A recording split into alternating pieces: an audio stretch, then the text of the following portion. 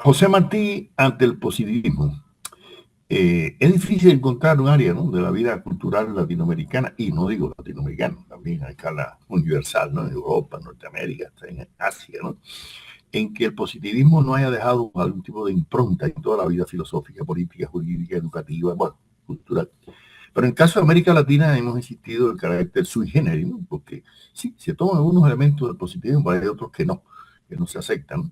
Y en el caso del pensador cubano y héroe nacional de Cuba, prócer de la independencia de nuestro país, José Martí, pues lógicamente tenía, ¿no?, que confrontarlo cuando él prácticamente vive, ¿no?, la segunda mitad del siglo XIX y estudia en España en una época en que se criticaba mucho el positivismo en España, lógicamente, ¿no?, porque la filosofía predominante, la más avanzada era el krausismo, ¿no?, esa filosofía de filósofo alemán ecléctico, ¿no?, que trató de combinar elementos del positivismo incluso con elementos de la ilustración y del pensamiento hegeliano, etcétera.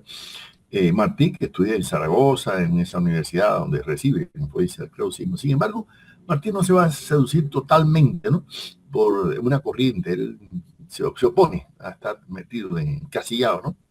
Pero hay una cosa, y es que Martí, luego de su expulsión de Cuba por su actividad revolucionaria, de siendo un adolescente que cayó preso, ¿no?, en las cárceles del colonialismo español, no puede regresar a Cuba y tiene que trasladarse a México, porque después que se proclama la Primera República Española, él pensaba que se le iba a dar la independencia a Cuba y Puerto Rico, pero que va, se mantuvo. Entonces, por eso se regresa a América, porque quiere acercarse a Cuba, ya que no puede regresar a Cuba, y se traslada a México. Cuando llega a México, el positivismo en México está en su auge, ¿no? Es la época de la dictadura de Porfirio Díaz. Pero hay una serie de filósofos, entre ellos Justo Sierra, con el cual establece alguna amistad, y un llamado grupo de los científicos, donde estaba, bueno, Gabino Barreda, Porfirio Parra, Agustín Aragón, pero una serie de intelectuales muy vinculados con el positivismo, con gran influencia de Comte, fíjense, más que de Spencer. Por eso Leopoldo Sea estudiaba ese positivismo con esas características, ¿no? Pero es que Martí incluso no se queda solamente en México, luego se traslada a Guatemala, en un momento en que también el positivismo en Guatemala, en Centroamérica, en toda América estaba en su apogeo, ¿no? Y además era una filosofía. Martí desarrolla una actividad docente como profesor, ¿no? Era un hombre muy elocuente, le decían el profesor Torrente, ¿no?, porque dejaba muy impresionado, ¿no?, a sus estudiantes, ¿no? Y entonces, Martí, aunque reconoce que el positivismo está de moda, ¿no?, en esa época, sin embargo, él mantiene distancia crítica, ¿no?, con el positivismo. Incluso cuando él, a raíz de la llamada tregua fecunda, cuando termina la primera guerra de independencia de Cuba en el año 78, él, de una forma medio clandestina, se cambia su primer apellido por el segundo y su nombre por el segundo, y está un año, ¿no?, en Cuba. Tiene una polémica incluso contra el positivismo con Enrique José Barona, este filósofo que ya vimos en video anterior, ¿no? Y Martí defendiendo el idealismo, el romanticismo, la filosofía espiritualista, y Barona defendiendo el positivismo y el materialismo, ¿no? Sin embargo, quiero decir que la amistad entre ambos fue muy sólida, esa es la realidad. Pero Martí se distancia siempre, ¿no? En este caso toma distancia, pero valorando el positivismo, justipreciando el positivismo, o sea, nunca denigrando del positivismo, ¿no? Y yo creo que eso es importante en la obra de Martí, porque, bueno, primero él luego se traslada a Estados Unidos. En Estados Unidos conoce de la filosofía de Emerson, el trascendentalismo de Ralph Waldo Emerson, y él pues admira mucho ese espiritualismo, esa filosofía de corte demonético, ¿no? Pero hay una cosa, es que Martí viaja mucho por varios países de América Latina. Está en Venezuela, en Costa Rica, en República Dominicana, y ya no solamente en México, y ve que en todas partes el positivismo es una filosofía, ¿no?, predominante, ¿no?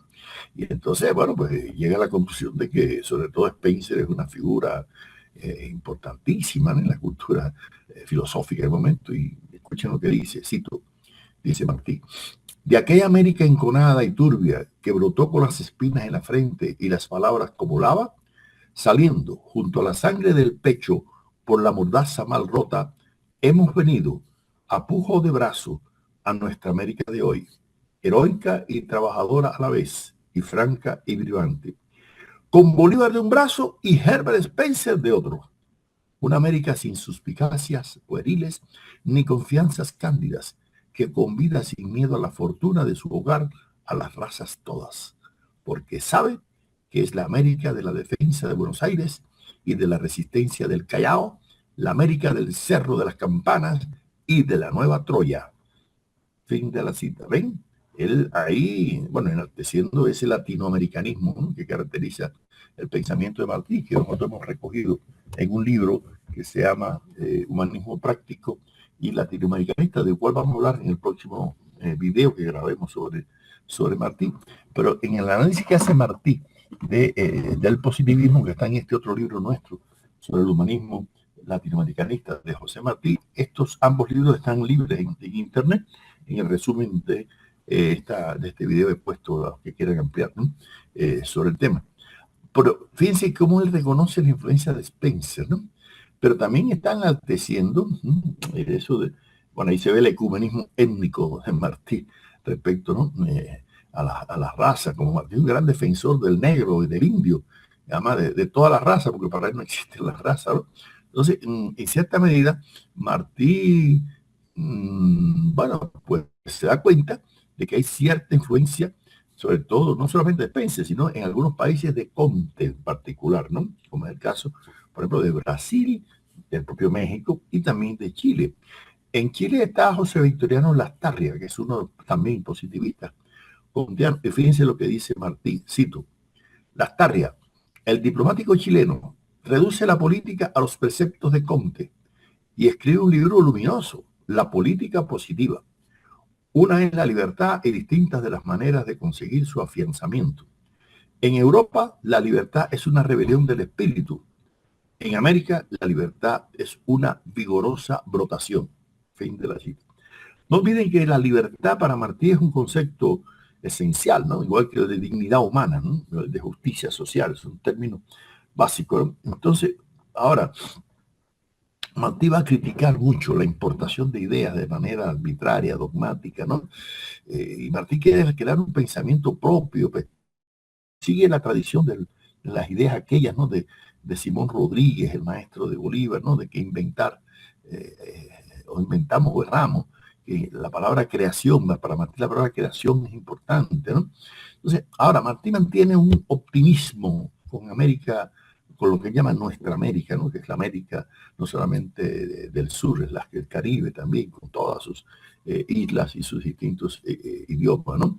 Y ese optimismo epistemológico, axiológico, ético, político, porque confía en la independencia de Cuba, ¿no?, y de Puerto Rico, él lo plasma en esta cita, dice: el sueño comienza a cumplirse.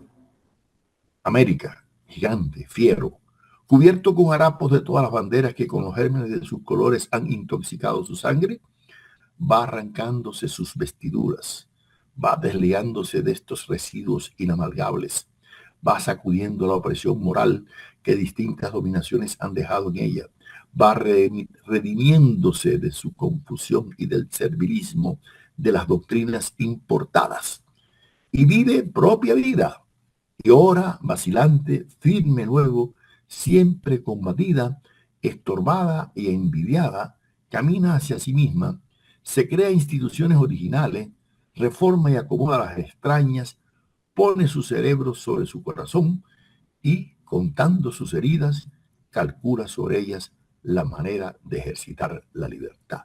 Fin de la cita. ¿Ven? O sea, ahí se destaca a Martí, algo que luego también en otro texto que se llama Nuestra América, importantísimo, Martí dice cómo la América, el libro importado, deja de ser, ¿no?, lo importante. Hay que crear, ¿no?, nuestros propios libros, nuestro propio pensamiento, nuestras propias ideas, ¿no? Porque él lo dice con una frase de Sieyes o de Montesquieu: no se gobierna América. Para gobernar América hay que conocerla, hay que conocer la historia desde los incas acá, ¿no? Va a decir, ¿no? Entonces, Martí se opone a un traslado descuidado de ideas filosóficas, políticas, educativas, ¿no?, como el caso, ¿no?, también del positivismo. No obstante, reconoce que los pensadores positivistas como Spencer o como Comte son importantes, ¿no? E incluso a A Comte lo llama un héroe del pensamiento, lo dice, ¿no? Y Martí dice en una cita, Cristo murió en una cruz a pesar de que no había conocido a Augusto Comte. Oh, mártires de todas las ideas. Fíjense, ¿no? No es que esté comparando a Martí con Jesucristo, digo a Comte con Jesucristo, no. No es eso. Lo que está diciendo es, bueno, la significación que tiene Comte, ¿no? Para la filosofía del siglo XIX, ¿no? Ahora, lo que pasa es que Martí va a criticar mucho el dogmatismo, nada más el pensamiento ese metafísico, eso de la teoría de los tres estadios, ¿no? Eso no lo acepta, ¿no? En Martí. Y Martí dice, cito, el hombre no debe creer sino lo que puede demostrar. El mundo es bello. La humanidad adelanta. Comte ha dicho la verdad. Le es lícito al hombre esperarlo todo, pero creer solo en lo demostrable le es lícito. Yo no digo que no existe el cielo, pero no sé si existe. Fin de la cita. Aquí está claro también la postura de Martín respecto a Dios. Él es un deísta, es decir, él cree que hay un creador, pero eso no quiere decir que esté constantemente controlando, ¿no? Nuestra vida. No olviden que Martín era masón, ¿no? Igual que Bolívar, igual que Martín, etcétera, ¿no? Pero lo importante no es eso. Aquí ven cómo Martí está insistiendo en que tampoco se puede extrapolar el tema de la observación, de la empiria. Y eso es lo que va a criticar en el positivismo, ¿no? Porque para Martí tanto es importante la experiencia como la razón y sobre todo la emotividad, la espiritualidad, ¿no? Los aspectos más subjetivos. Y eso da lugar a que Martí no se identifique con ese reduccionismo epistemológico del empirismo que hemos criticado, ¿no?, en nuestro libro sobre, ¿no?, la epistemología. Por eso Martí, escuchen en esa crítica, dice él, el ver de nada me sirve si no está la explicación de lo que veo. Si mi entendimiento no convierte en elemento de juicio la visión. El objeto está fuera de mí, pero la inteligencia del objeto está en mí. Yo me comunico con él. El conocimiento del orden de las comunicaciones es la filosofía en cuanto al hombre. Fin de la cita. No olviden que el concepto que tiene Martí de la filosofía es que esta es una relación del objeto con el sujeto, entre el material, entre el mundo material y el mundo espiritual, ¿no? Para Martí, la exageración de cualquiera de los lados, uno conduce al materialismo, otro al idealismo, y Martí busca una filosofía de la relación, ¿no?, entre el mundo objetivo y el mundo subjetivo, ¿no? Y por eso, aunque el positivismo sea muy novedoso, aparentemente, Martí un poco dice que no es tanto, ¿no? Que ya eso existía en la filosofía antigua. No ve que Martí fue profesor de historia de la filosofía, dio historia, ¿no?, de la filosofía. Además, él había estudiado filosofía en Zaragoza, ¿no?, y dio clases de historia de la filosofía en Guatemala. Y decía, ¿novedad el positivismo?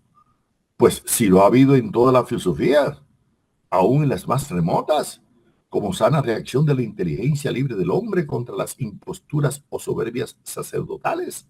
Es un método permanente en la historia del hombre. Lo único que varía y le da aire de novedad cada vez que aparece es el mayor saber acumulado con el tiempo. Fin de decir. ¿Ven? O sea que el positivismo no es tan nuevo, dice Martín. Se está refiriendo más bien al empirismo, ¿no?, a reconocer el papel de la experiencia, ¿no? Y entonces por eso es que él va a tener un distanciamiento crítico en el orden epistemológico, pero también en el orden sociopolítico y en el orden estético sobre todo. ¿Por qué? Porque Martí reconoce que el positivismo, con ese empirismo realista de reproducir la realidad, eso no va bien con el arte, eso no coincide con la literatura, con la plástica, con la pintura, no con la música, ¿no? Y por eso escucha lo que dice Martí. El positivismo daña el arte, por cuanto niega lo que constituye especialmente, y si lo niega terminante, como el positivismo dogmático, con que es necesario ser positivista para ser abnegado, para ser noble, para ser bueno, para ser héroe, para ser mártir. Con el positivismo fulminan anatemas, decretas comuniones, flagela a los déspotas y crea un nuevo infierno. Con que el nombre de la libertad del pensamiento se condenan a los que tienen la osadía de pensar de un modo distinto al del fundador de la filosofía positivista. Oh mártires de todos los derechos, soldados de todas las libertades, desterraos que habéis comido pan amargo, alzaos de vuestras tumbas, salid de vuestros hitos, venid a nuestras playas a registrar vuestros espíritus en el libro fulminador y sancionador de los adversarios positivistas. Así desfiguran las más duras ideas, perdón, las más puras ideas. Y así se comprometen las mejores hazañas científicas. Así se crean realistas exagerados, creando exagerados positivistas. Así no se sirve a la evolución que se solicita. El amor es lo único fructífero, el de la templanza el único lenguaje. Nunca ha sido el otro curador de llagas, ni imparcial juez, ni útil acercador de las escuelas. Fin de la cita. Bueno, como ustedes ven, una prosa bastante profunda, ¿no? Por algo Sarmiento decía los bramidos, ¿no? De la prosa, ¿no? Impactante de Martí. Pero aquí hay una crítica muy fuerte al positivismo, al empirismo, porque daña el arte, según, ¿no? El arte es creación, es algo de que no existe en la experiencia, que es algo nuevo, ¿no? Y por eso Martí también se va a oponer mucho a ese pretendido cientificismo omnisciente, ¿no? Que todo lo sabe, la ciencia, ¿no? Martí admira profundamente la ciencia. Él es un gran admirador del conocimiento científico, ¿no? Pero cuidado, una cosa es la ciencia, otra cosa es el arte, otra cosa, ¿no?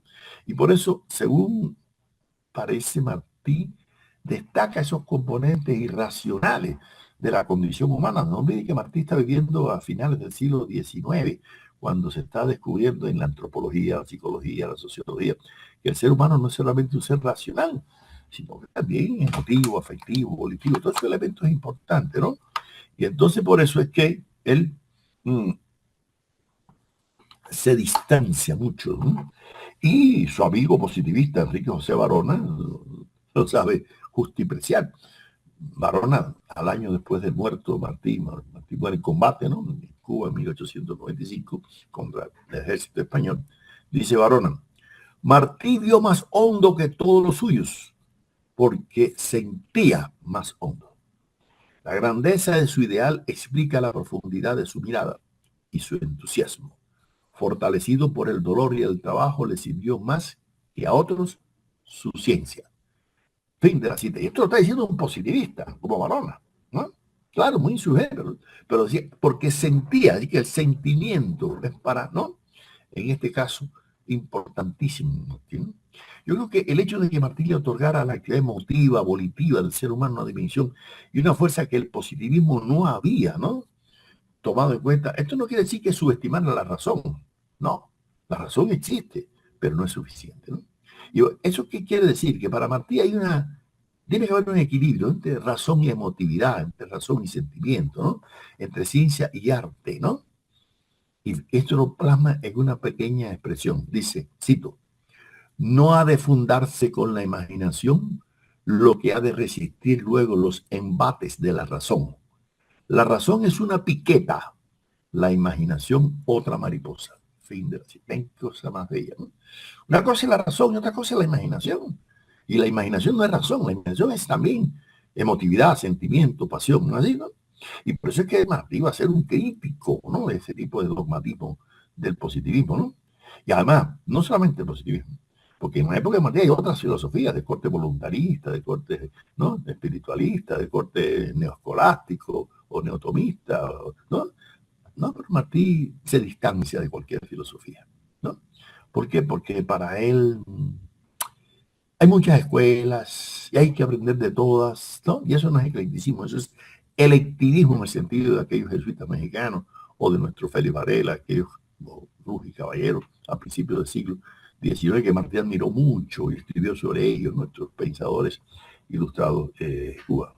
Entonces, a Martí no se le puede encerrar en coordenadas, ¿no?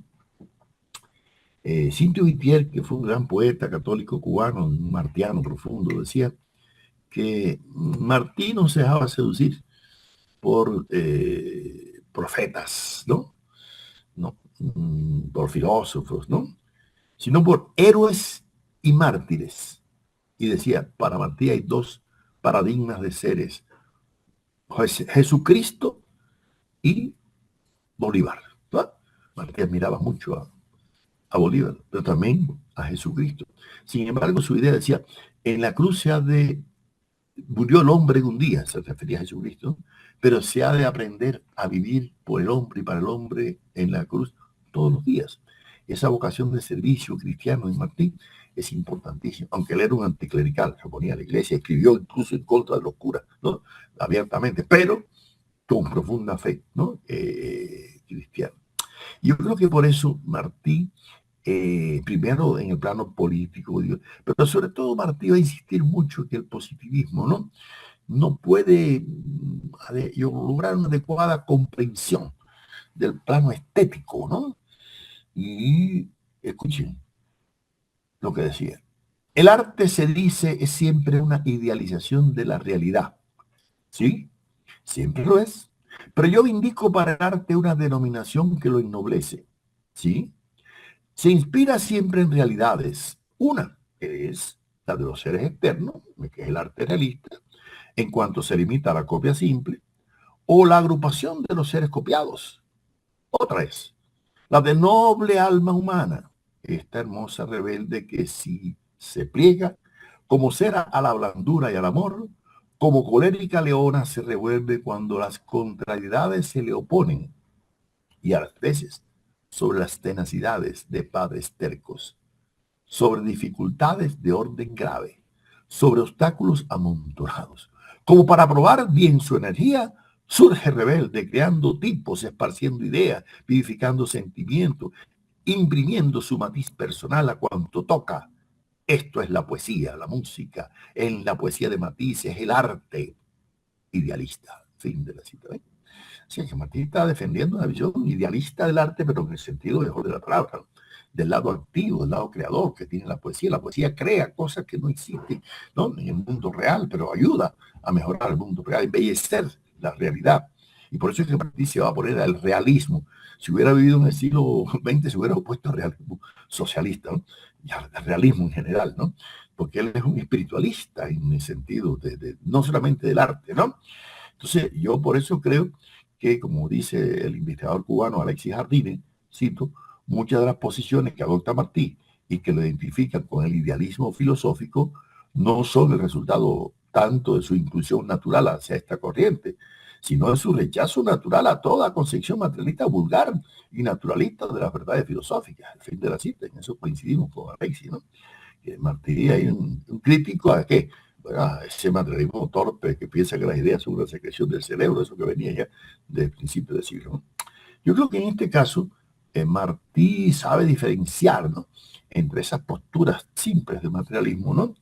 Y entonces, por eso él dice, cito, y desechamos el positivismo como espada de mal acero que se quiebra en el fragor de la pelea. ¿Ven? Aquí el positivismo no puede dar explicación, ¿no?, a los fenómenos sobre todo el mundo del arte. Y vuelvo a citar, dice Martí, si la belleza está en los objetos exteriores, ¿en qué consiste el genio? Si no estuviera en el espíritu humano como excelsa dote, la excelencia artística, si no fuera don Augusto de la personalidad, no cualidad pasiva del objeto, ¿en qué consistiría siendo siempre bellos los objetos que lo fuesen, la mayor o menor grandeza del artista? El mexicano Miranda no pinta a las vírgenes como Murillo, y el tipo católico es idéntico. ¿De qué depende la desigualdad de la pintura, la desigualdad del grado de belleza? De la desigualdad del grado de la personalidad.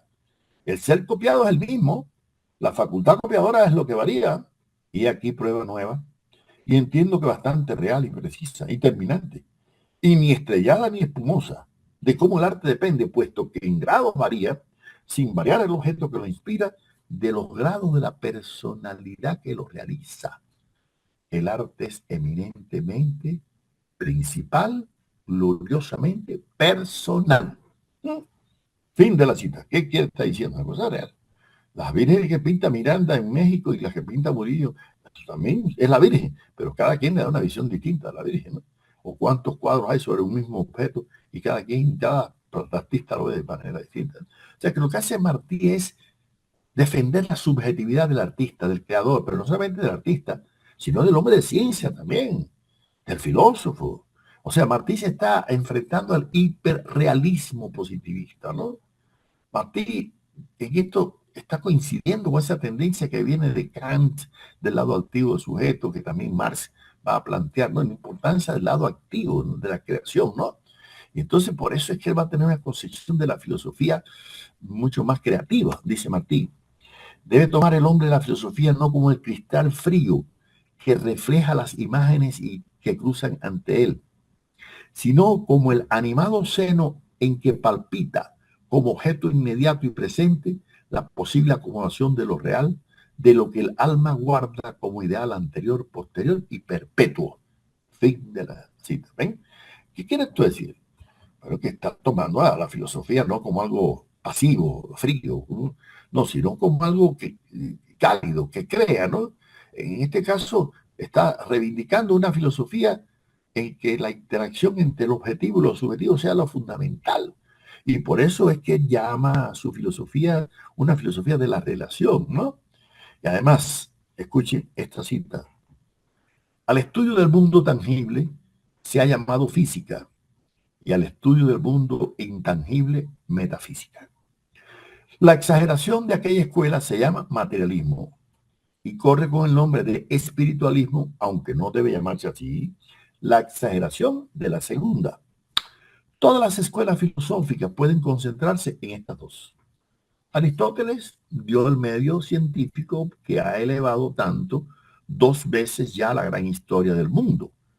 A la escuela física, Platón y el divino Jesús tuvieron el purísimo espíritu y fe en otra vida que hace tan poética, durable la escuela metafísica.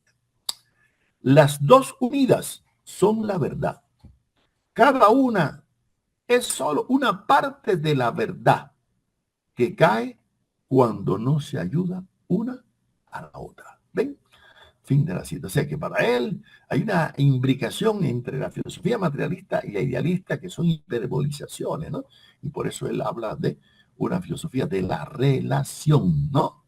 Y eso es lo que el positivismo no logra, ¿no? Porque, a ver, el positivismo exagera el papel de la ciencia y Martín esto, se distancia de ese cientificismo, ¿no? Claro que para él la ciencia es importante, ocupa un lugar, pero cuidado, ¿no?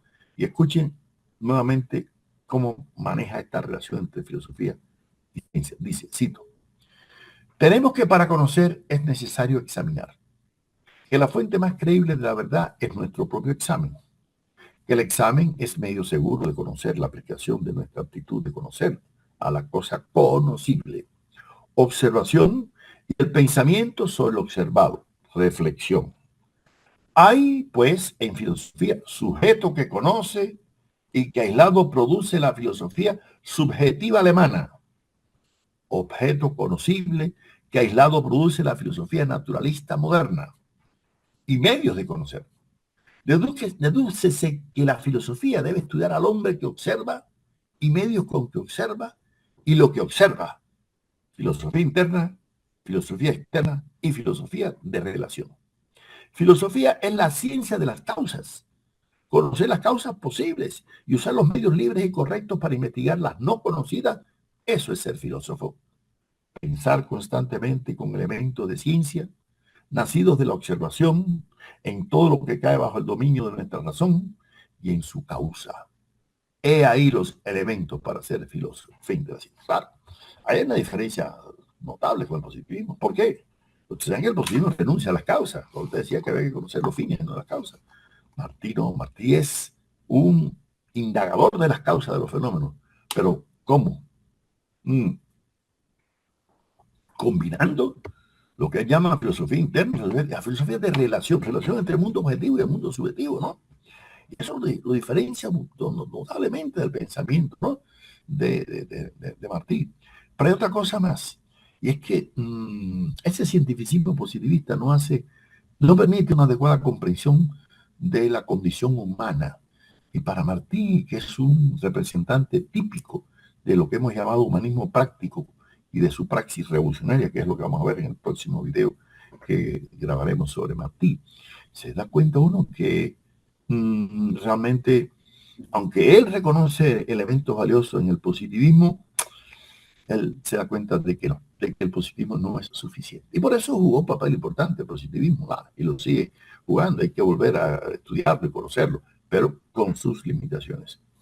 Juan Antonio Escalona, un filósofo cubano, decía: no hay duda que Martí se identificó con algunos aspectos de la filosofía positivista, sobre todo en lo concerniente a la exaltación del papel de la ciencia, en la obtención del conocimiento y a la postulación del hecho por encima del dogma y a la creencia. Pero Martí no fue positivista, ni tomó nada de él, como plantean algunos autores. Simplemente valoró favorablemente algunos de sus elementos porque los creyó útiles y beneficiosos en la lucha contra el idealismo clerical y la metafísica. Y coincidimos con Antonio. Es decir, que él sí se conoció el papel de la ciencia, que el positivismo también, ¿no? Y trató de encontrar elementos importantes, ¿no? Así. Pero, cuidado, en ningún momento él llega a coincidir totalmente, ¿no?, con el positivismo, ¿no? Y además va a criticar, incluso hasta Spencer, porque dice que se cree poseedor de la omnisciencia, y eso no es real, ¿no? Entonces, como Martí tiene otra concepción de todo, ¿no? Él dice: si los positivistas quieren, de acuerdo con su máxima, que se sepa para que se prevea y provea. Más importante me parece esto aún en lo moral que en lo físico. Para precaverse de los riesgos es necesario saber dónde están. No nos habilita para vencer los obstáculos y peligros que trae consigo la vida. El que por una caridad culpable nos mantiene con los ojos vendados para que no los veamos ni sepamos de ellos. Fin de la cita. Y es que está criticando a ti el agnosticismo de Spencer, está criticando el fenomenalismo de Comte, eso de que no se puede conocer lo que está más allá, ¿no?, de la experiencia. No, el hombre sí trasciende el conocimiento empírico, va más allá, ¿no?, de lo fenoménico, ¿no? Y entonces él realmente toma distancia de esa postura, como va también a tomar distancia en general de esa postura empírica, analítica, típica cuantitativista, ¿no?, del positivismo. Y dice Martí, cito: este es el siglo del detalle, el que viene será el siglo de la síntesis. ¿Sí? O sea que para el siglo XIX es el siglo de la descomposición, de la clasificación, del positivismo, ¿no?, de la proyección analítica, ¿no? Pero hace falta integrar, hace falta visión holista, ¿no?, visión dialéctica, ¿no? Y por esa razón es que Martí se convierte en una figura clave para una generación antipositivista que vamos a comenzar a estudiar en próximos videos, ¿no? Esa generación de Vasconcelos, de Pedro Enrique Ureña, de Rodó, de Caso, de Deuta, de todo, ¿no? Que ven que hay que desarrollar la espiritualidad, la emotividad, que hay que cultivar, ¿no? Porque además Martí tiene una concepción realmente del ser humano que, ¿no?, Martí va a coincidir en este caso también en el plano sociopolítico con algunas ideas liberales del positivismo, por ejemplo la crítica al socialismo que hace Herbert Spencer en su libro La futura esclavitud. Martí se está refiriendo a ese socialismo totalitario que dice que aplasta al individuo. Todo eso es cierto, no se puede negar que Martí tomó un distanciamiento crítico, pero también hay que recordar que Martí cubrió esos funerales que hicieron los portuarios de Nueva York cuando murió Marx, y escribió un magnífico artículo sobre Marx, diciendo que Marx, como se puso al lado de los pobres, merece honor, así dijo Martí de Carlos Marx, ¿no? Además, porque Martí tiene una postura muy identificado con los obreros, muy identificado con el indio, con el negro, con las clases populares, con el pueblo. No olviden que para Martí el pueblo es esencial, ¿no? Pues siempre nada hay de un hombre en sí que no haya puesto en él su pueblo. Esa idea de Martí del pueblo es importante, ¿no? Entonces, por eso el democratismo revolucionario en el plano político, ideológico, que lo lleva a posturas no solamente independentistas, sino también antiimperialistas, porque Martí, que vivió mucho en los Estados Unidos, decía: yo conozco el monstruo porque le viví, no conozco su España porque viví en el monstruo, ¿no? Y además miraba a Emerson y a Lincoln, pero detestaba a Cushing y a Walker, a todos los interventores no imperialistas norteamericanos, ¿no? Y cuando Martí dice: hay que impedir a tiempo que se lance un brazo las Antillas, ese gigante de las 7 leguas, se está refiriendo a Estados Unidos, ¿no? Y eso que le escribe una carta a su amigo Manuel Mercado el día antes de morir: bueno, yo ya sé cómo voy a morir, ahora el servicio que puedo prestar ahora, impedir a tiempo que se lance voraz sobre las Antillas, ¿no?, ese gigante de las 7 leguas, ¿no? Que porque no la conoce a nuestra América, la desdeña. Se está refiriendo al imperialismo norteamericano. O sea que en Martí hay realmente un pensamiento profundamente, ¿no?, antiimperialista, profundamente revolucionario. Yo creo que para ir concluyendo, Martí es una personalidad en el orden filosófico, político, ¿no?, también jurídico, tiene ideas, un trabajo mío sobre el tema de las ideas del derecho de Martí. Él realmente es un hombre que sintetiza todo un pensamiento decimonónico, no solamente cubano, sino latinoamericano y universal. No olviden que Martí también leía inglés, francés, hablaba inglés, hablaba francés, leía alemán, etcétera. Tenía una cultura impresionante. Escribía para periódicos en inglés, ya se pueden imaginar, ¿no? Y esa postura humanista práctica que lo va a caracterizar hace que se convierta en un referente esencial, ¿no?, para toda la intelectualidad de la cultura filosófica, política, educativa, ¿no?, latinoamericana. Y por eso trascendió y por eso dejó tanta huella, ¿no?, en las generaciones posteriores. Yo creo que con relación al positivismo, Martí lo conoció y se distanció de él precisamente porque lo conocía. No fue simplemente porque tuvo una postura dogmática de rechazar. No, no, no, no, no. Incluso valoró algunos aspectos positivos. Es más, quiso reeditar los libros de Barona, de lógica, ética y psicología en Estados Unidos, que eran libros positivistas. Y él decía, porque sus libros son necesarios en nuestra América, ¿no? Ahora, lo que sí Martí no se dejó arrastrar por ningún digamos, patronímico de filosofía o de escuela cerrada o de gentilicio. No, no, no, no. En esos casos, Martí tuvo una postura mucho más abierta, ¿no? Porque además para Martí la filosofía era un arma, no solamente de comprensión, sino de transformación del mundo y en particular de los pueblos de nuestra América.